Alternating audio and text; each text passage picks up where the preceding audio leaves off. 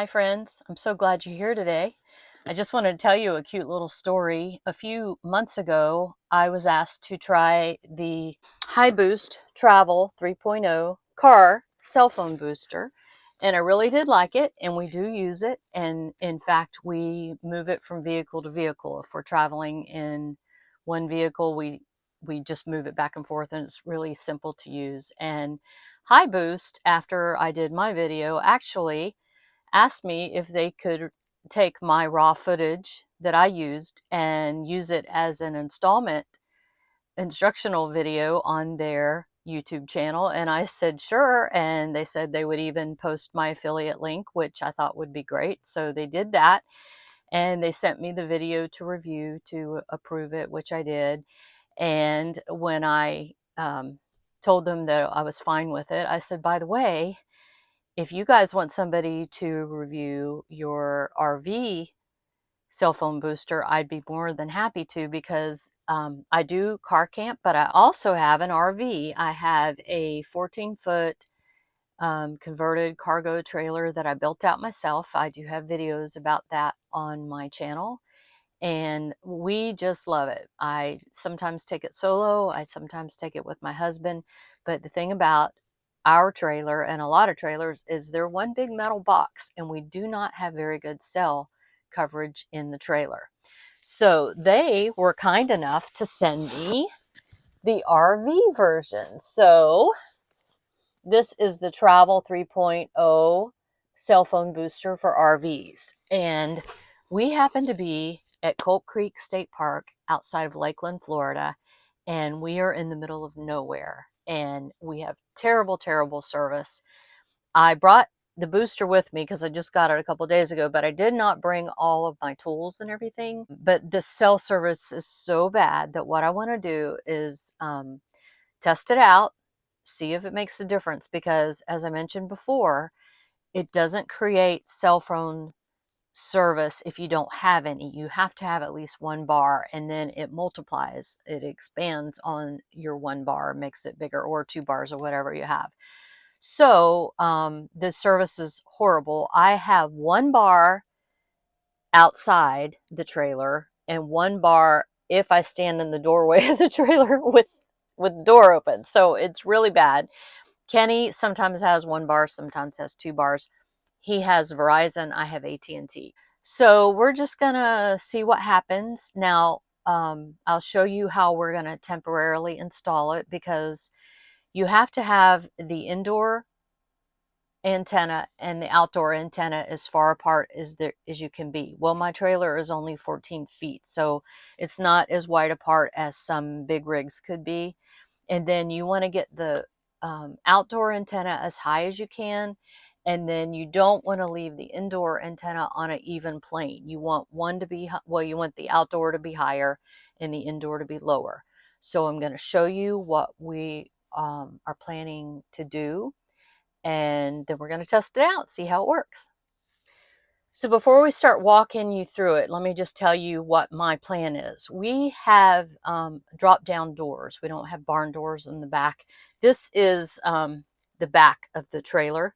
The garage, I'm sitting on the bed right now. The garage is under the bed, and we plan to make the antenna as long as you can, because it's adjustable.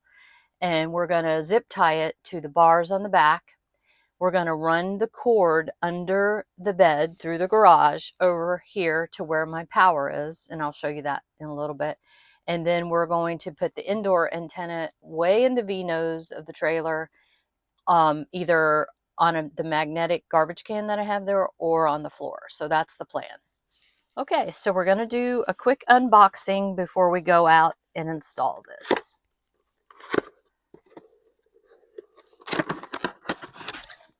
It is boxed very well, just like the car version is. So you have a manual. These are the extension bars to hold the outdoor antenna. You can use one or you can use two. And because I'm wanting it as high as we can get it today, I think we're going to use two. This is the little end that goes on those extensions. This is the end piece, and this is where the wire that goes in to hold the outdoor antenna, it's so that the wire can come out to the side. So that's what that is. This is the booster. This is where you put the indoor antenna, the power cord, and this is where you hook the outdoor antenna. And this is heavy, and this orange part is rubbery, and we really like that because like if you have it in your car, it doesn't mess up your car and stuff. And oh, we got all kinds of stuff. There's zip ties in here.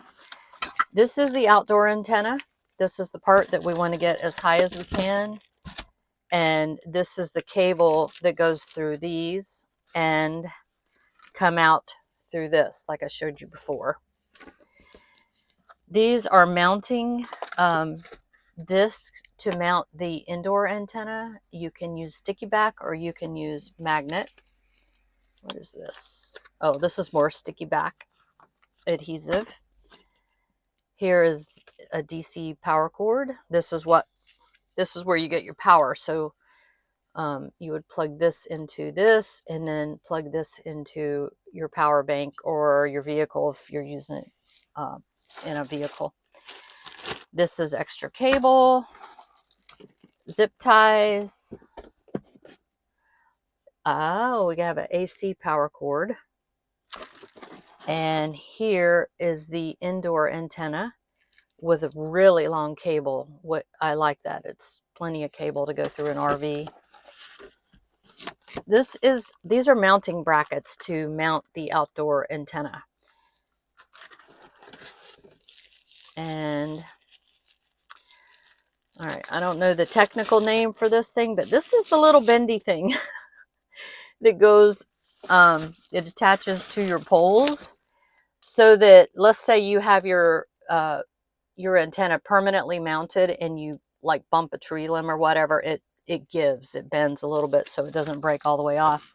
And then you have Velcro in case you want to Velcro your antenna, or I think you can also Velcro this to something, but we're going to set it all up and we'll see how it all works. But you can see it's very well packaged. I'm very impressed with how they do package their things. So that's what we got. So I'm going to go ahead and put as much of it as I can together inside because it's very bright outside and I think the picture quality would be better if we do it in here. So here's our outdoor antenna, and we need one of these guys.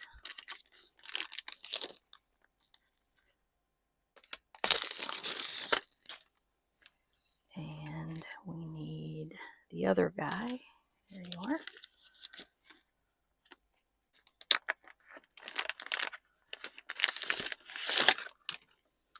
Okay, so we're going to take this little orange cap off of here. It unscrews. And we want, I think these are the same. We'll see. Okay, can you see this is coming out there? And then this screws in here.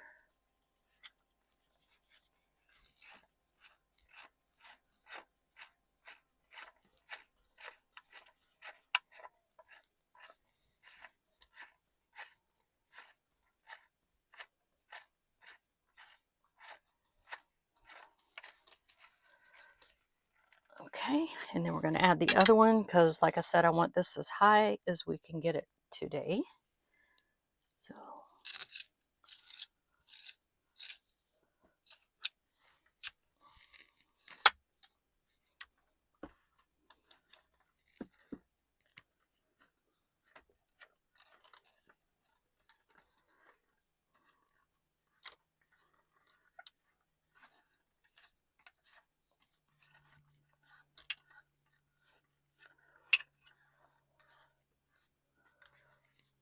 all right, and then this is the end that can make it where it pops out the side here. So Uh-oh. Oh, you've got to pop out the side, silly. That's why.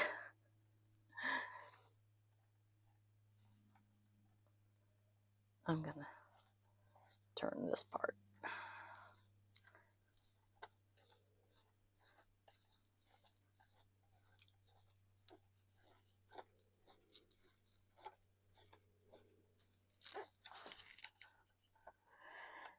And you want to screw these on really, really tight. Probably you want to use tools to grip those and get them as tight as you can. I'm just doing this temporarily. I'm eventually going to mount it up there. Right now, since it's just temporary, I'm gonna zip tie this to this bar. Okay, so I'm just gonna zip tie that, and then we'll do another one.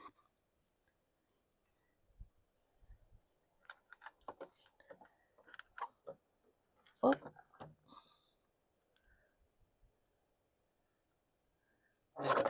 It's good to have a helper, but my helper is being the cameraman right now.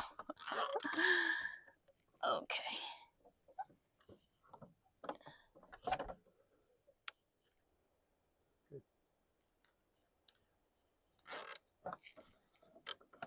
All right, so that's nice and sturdy for now.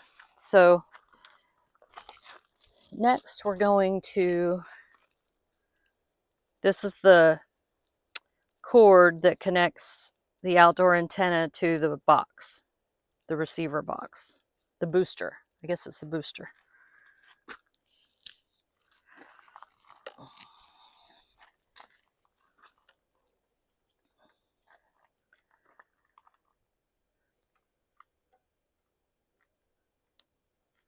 If I'd known we were going to do a close-up, I would have gotten a manicure. Okay. And so now what we're going to do is we're going to run this in here, go under the bed, under my garage, and then back through inside. And I'll show you that when we get in there. So here's my garage. And we are going to, when I built this, because I built it, see there's an opening right there. So all I got to do is get this cord under the bed, and then I can actually go through the drawer in there, I believe. Okay, so this is Riley's room, and this is a drawer next to Riley's room, and we fed it the wire under there. And for now, since this is temporary, I'm just going to pull this up here. I'm going to come around the back, and then there's my power right there. So I will probably put the booster like right here near the power cord. So now we're going to take that big long cord, which is very, very long. All right, so we're going to connect this to where it says outdoor. So we're going to pull that protective thing off and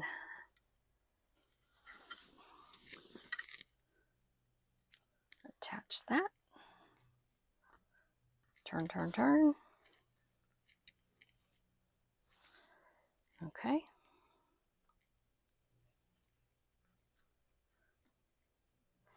All right, and then, okay, cameraman. So we're going to, I'm probably going to move my fireplace and put this right here. I'll probably mount this maybe like this or somehow when I do the permanent mount. But for right now, we're just going to put this right here. And then we need a power cable. And I'm going to hook it up to AC right now. It is nice to have the DC option. And maybe when we're boondocking, when we use our power banks, we probably will use the DC option then. So I take this, oh, it says DC in. Is it DC? Stop. So Kenny just informed me that this is still a DC plug. It just converts to an AC, so you can plug it in. So So DC in there. We'll put that here. We've got the power plugged in. We've got the outdoor antenna in. Now we need to get the indoor antenna, which is right here. It looks just like the one for the car, except it has a longer cord. And I took the little protective red doodad off. Take that doodad off. And screw that in there.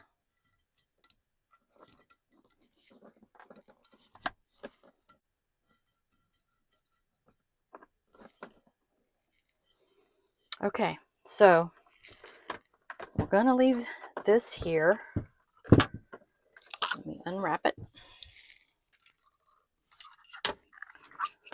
Okay, and we'll probably run this under the sink later. This is just temporary right now. We're going to make it more finished eventually. We're just wanting to try it right now. So this is magnetic, and I have this magnetic trash can over here. Or I may want to just put it on the floor, but we're gonna test it and see. We'll test it there first, see what it does to our signal, and then if we have to move it lower, we will. Okay, so it's 3:06. I have 2 bars. I'm going to unplug the booster.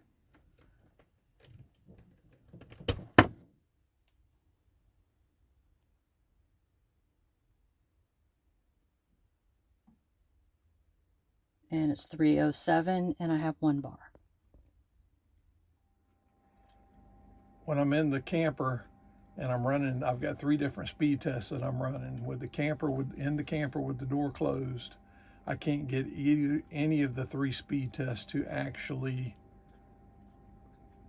complete a test. They're not able to complete the test, but one With it off. With the booster off, and with the booster on. Well, with it off, I had 0 bars in here. When I turn the booster on, I have between 1 and 2 bars, depending on what minute it is or whatever. But all 3 tests are running at a very good rate. Oh, good. And you took screenshots of them? I do. I have, and I also ran the same test while I was. All 3 tests did work outdoors. Oh, okay. So it's just in here. We can't even get the speed test to work. We can't get the speed test to work without the booster on in here. And now we're streaming because we didn't have the booster on yesterday, and it was very difficult to stream anything on the TV. And now we're having uninterrupted streaming. Yeah, with the booster on. Without your internet bots setting in the window. Yeah, so that's much improved too. So it's doing what we hoped it would. Yep. On one test that I ran, at first I ran it outside just to get an idea of what the signal strength would be, just outside the trailer with nothing connected or anything. The download speed was 8.86 megabytes, and the upload speed was 0.32 megabytes. When I tried to run the same test inside the camper without the booster on, the test would not complete. But once we turned the booster on and I ran that same test inside, my download speed is 27.1, and my upload megabits and my upload speed is 8.8 megabits, which was quite an improvement over the outside download and upload without a booster. Right. That's good. The difference in the download speed outside with no booster versus inside with the booster was about 18 megabits better with the booster inside the camper than it was outside with no booster. Awesome. What was that speed test? That speed test was Speakeasy. Speakeasy Speed test. Okay. Cloudflare. Okay. The outside speeds on that was download 7.9 megabytes and upload 309 kilobytes. Didn't even make 1 megabyte on the upload. When I ran that same, again, that test would not run inside the camper without the booster on. Okay. But when I turned the booster on and I ran that, the download speed was 38.9 megabytes and the upload was 4 megabytes. Awesome. I'm really happy with this. And that is Cloudflare, Flare test. Okay. The upload and download speeds to me are a better indication of your internet quality and capability than how many bars you're showing on your phone. Mm-hmm. The bars are just kind of a general idea, but this is actual data going back and forth, how well it's handling the data. Mm-hmm. So on our third test outside, our download speed was 5.25 megabytes and 0.33 upload megabytes. This is on highspeedinternet.com. And when we brought it in the camper and tried to run it without the booster on, we could not get the test to completely run. It would fail the test. And then after we turned the booster on, we brought it in and the download speed was 35.3 megabytes download and 4.1 megabytes upload, which is quite a vast improvement over the outside, even with, Mm-hmm. without the booster. Of course, Right. we weren't near the booster outside or anything, but Yeah. it's a huge improvement over inside the camper because we couldn't even get any of these tests to complete. Right. Yeah. Couldn't even run a complete test for it to tell us how bad the internet was doing before the booster was turned on. Yeah. I'm really pleased with this, aren't you? Yeah. Even when we're inside the camper with the booster on, we only have 1 bar showing on the phone as far as signal strength, which is the same thing I had out in the yard. Mm-hmm. But the download speed, as far as megabytes, is triple inside the camper with the booster than what it is with the same bar strength outside without a booster. That's really cool. We tripled our download speeds. We tested this booster all day yesterday. We ran out of sunlight yesterday before we could finish it. But I just wanted to tell you that we streamed videos all night long last night. Kenny did 3 different speed tests. We're going to share them with you. Our download speeds tripled. We doubled our bars, but the bars isn't the main thing. The main thing is the testing speeds and the download and the upload speeds, and we're blown away. Clearly, this is the best product that we've had to enhance our RV and travel experience.